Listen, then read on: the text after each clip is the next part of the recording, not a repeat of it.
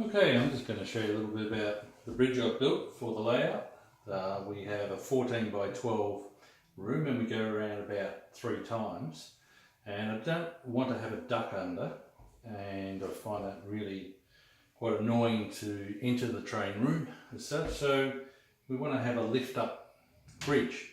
Now originally, and still, I have 2 other bridges that need to go in at different levels, different gradients that'll go at the back like this.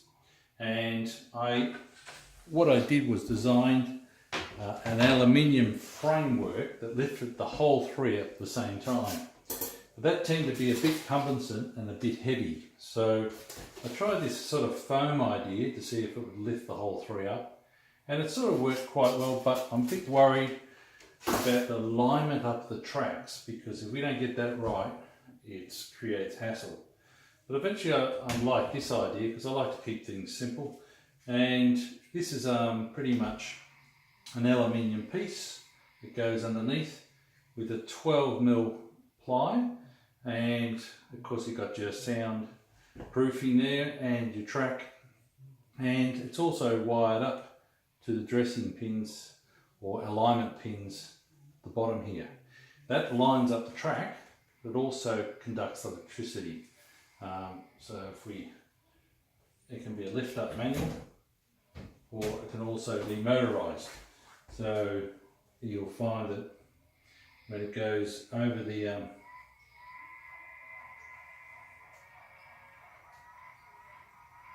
bridge, you'll see that actually it's a 29-inch radius with transitional sort of curve slightly. So you'll find it sort of goes quite smoothly along, and when you want to go out and get a coffee, you can flick this switch over here and you can lift it up as high as you want really, and go under, lift it up and back in. So it's quite solid, so it actually, you can sort of knock it and it's not going to make much difference.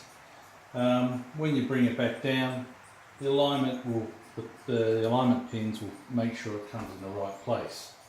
I also made sure that I soldered the track here, and what happened is that it's 2 pieces, so it's nice and long, and then I did 2-part epoxy so that actually it would actually really stick.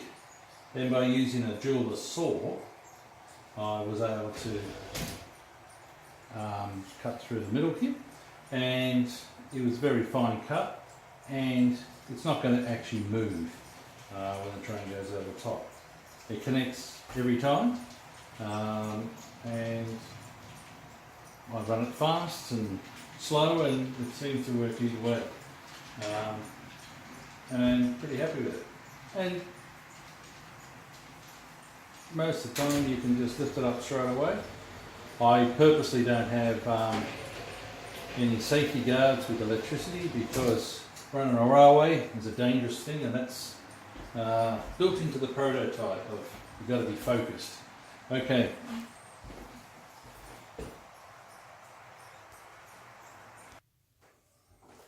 So I'll show you a little bit about what I did with the motor. You can buy that from eBay for about $30–35. It's a car motorised aerial, as you can see. So you cut off and get rid of these parts here. I just cut this black bit off here and the aerial cord that came down. Just got rid of all that wire. And so pretty much it would look like that, just pretty well cleaned up. And you just have 3 wires that come out of your mechanism for your motor. So you need a switch, and this is it's got one of those 6 points on it. It's like a double throw switch with an off position is the best one to have, and that way, even though you don't really need it, this will go up all the distance, and it will stop when it gets to the height, but you may not want to let it go all the way up, and when it comes down it stops automatically. There's a mechanism there, switches it off, so you don't have to worry about whether it's going to need certain switches or not. Okay, so then you run the red wires to the point here, and that red wire will actually make it come back down, but then you also need red and green to make it go back up. So that's why you've got it lined up here, the red and green on one side, the red on the other, and then you join the two red ones together, as I sort of see there. Then you run the power from the middle to your power pack, and the black wire directly from the motor here, although I'll make it clearer, will run directly to your power pack as well. Okay, so the power pack is a 12 volt. It can be about a 2 amp to 5 amp. I tried a 2 amp and it worked quite good. A 5 amp is slightly better. But you can get these out of those leftover printers that people put out in the nature strip. You take one out of one of those colour printers and it works quite fine.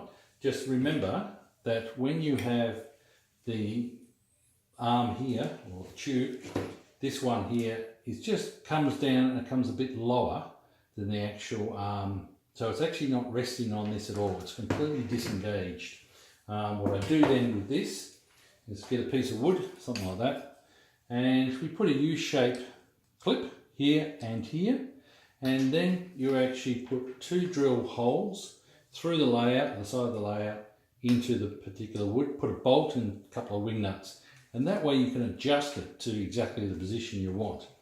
So there's the 2-part epoxy, which when I actually lay the layout out, we make sure we solder it in the middle roughly, and then we cut it and put the epoxy there so it actually really rock solid and stays in the same space. Okay, that's about it. Thanks.